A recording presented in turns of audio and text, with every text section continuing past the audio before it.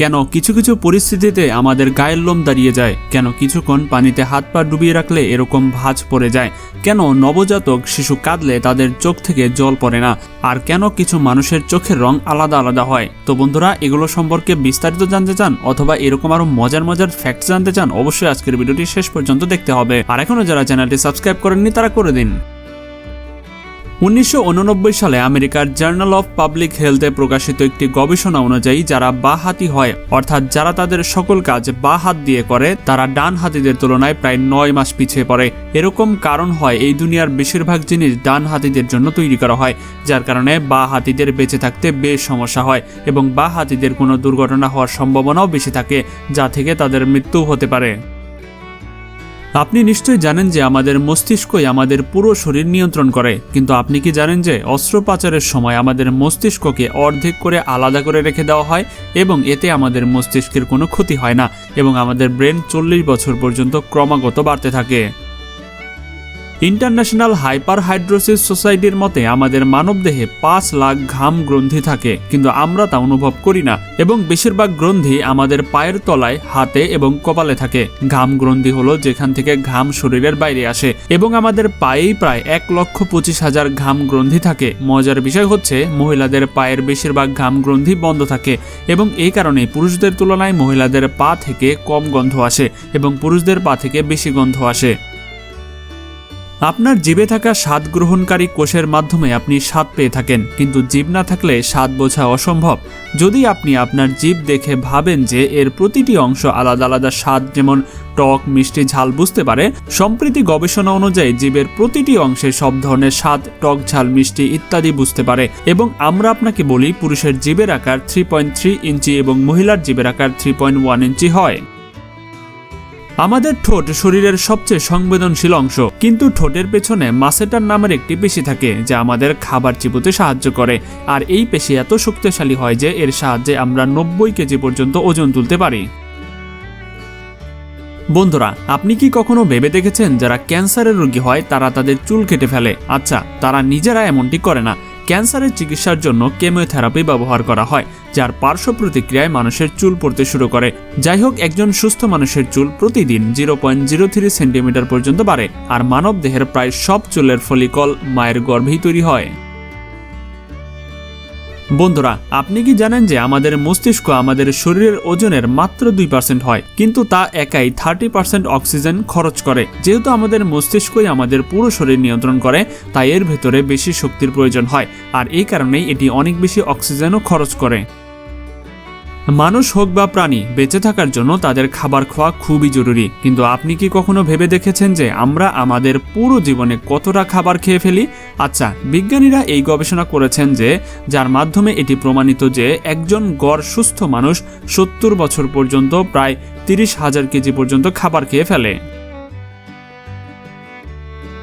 আপনি কি জানেন যে মশার কামড়ে মারা যাওয়ার জন্য একজন মানুষের নিজেকে 2 মিলিয়ন অর্থাৎ 20 লক্ষ মশা দিয়ে কামড়াতে হবে? এখন এমন কে করবে? কিন্তু আসল তথ্য হচ্ছে একটি মশা আপনার শরীর থেকে 0.01 মিলিলিটার পর্যন্ত রক্ত শুষে নেয়। তাহলে রক্তক্ষরণে মারা যাওয়ার জন্য আপনার 2 মিলিয়ন মশার প্রয়োজন হবে। আপনি কি জানেন যে মানুষের মস্তিষ্কের 70% অংশ পানি দিয়ে তৈরি, আর পানি মানবদেহের জন্য খুবই গুরুত্বপূর্ণ।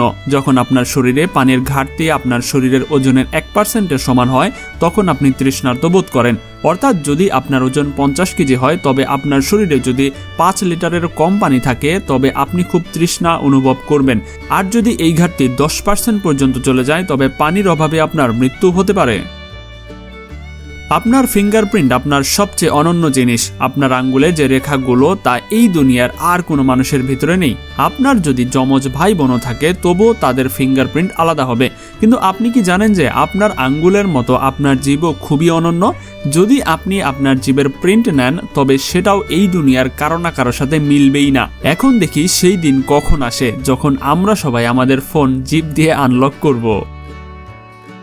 যদি আমরা আমাদের ফুসফুস শরীর থেকে বের করে পানিতে ফেলে দেই, তবুও তা পানিতে ভাসতে পারে। এমন হয় কারণ আমরা যখনই শ্বাস নেই বা ছাড়ি, আমাদের ফুসফুসে সবসময় 1 লিটার অক্সিজেন জমা থাকে, যাকে রেসিডুয়াল লাং ভলিউমও বলা হয়ে থাকে, আর এই কারণেই ফুসফুস পানিতে ভাসতে পারে।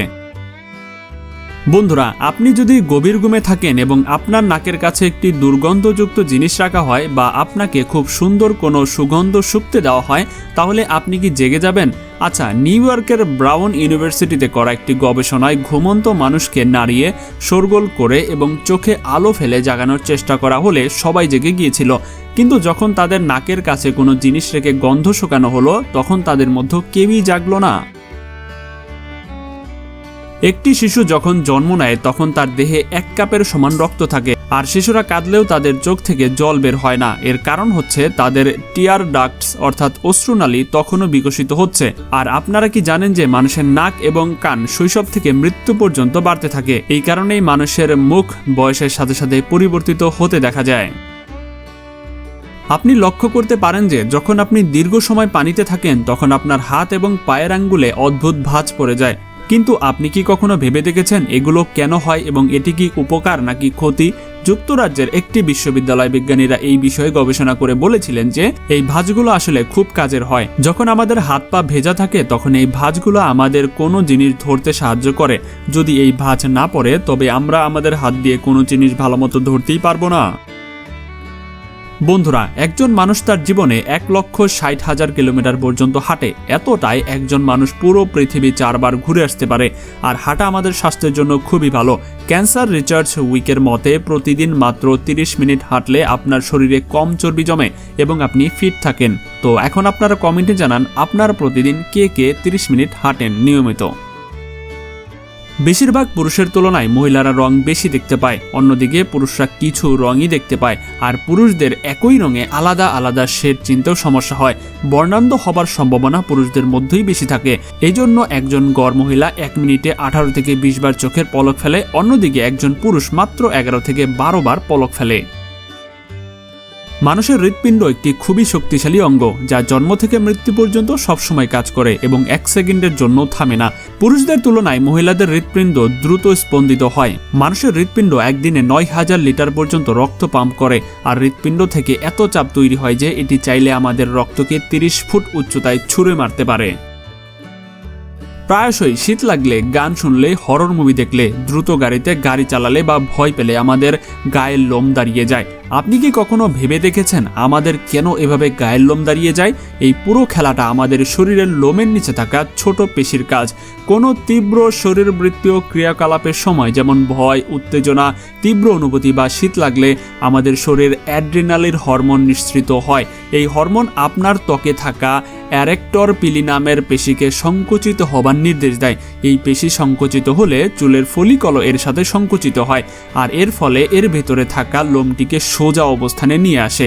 এর ফলে আপনার ত্বকে এরকম ছোট ছোট দানার মতো বেরিয়ে আসে।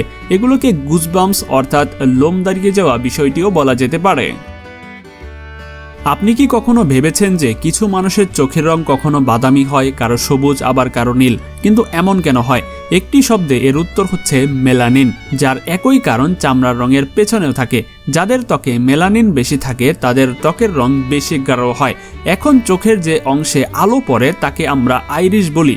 যার আইরিশে মেলানিন বেশি থাকে সে বেশি আলো শোষণ করে, আর যত বেশি আলো শোষিত হয় তত বেশি চোখের রং গাঢ় হয়। এখন বিজ্ঞানীদের ধারণা যে আজ থেকে প্রায় 10,000 বছর আগে পৃথিবীতে যখন মানুষ ছিল সবার চোখের রং বাদামি বা গাঢ় বাদামি হতো, কিন্তু প্রায় 6 থেকে 10,000 বছর আগে একটি মিউটেশন হয়েছিল যখন মানুষের মধ্যে কম মেলানিন উৎপন্ন হয়েছিল, যার কারণে নীল রঙের চোখ দেখা গিয়েছে।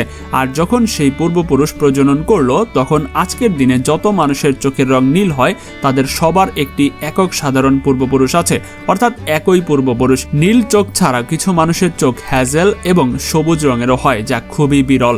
দুনিয়ায় মাত্র 2% মানুষ এমন আছে যাদের চোখের রং সবুজ এবং 1% মানুষ আছে যাদের আসল চোখের রং ধূসর বর্ণের। যাই হোক, আপনার চোখের রং কি সেটা অবশ্যই কমেন্টে জানাতে পারেন। আর এরকম মজার মজার চমকপ্রদ ফ্যাক্টস জানতে ইন্ডি স্ক্রিনে দেখানো যে 4টা ভিডিও আছে এর যে কোনো একটি আপনারা দেখে আসতে পারেন। আশা করি খুবই মজা পাবেন। তো আজকের মতো এখানেই বিদায়। আল্লাহ হাফেজ। আর এখনো যারা চ্যানেলটি সাবস্ক্রাইব করেনি তারা করে দিন।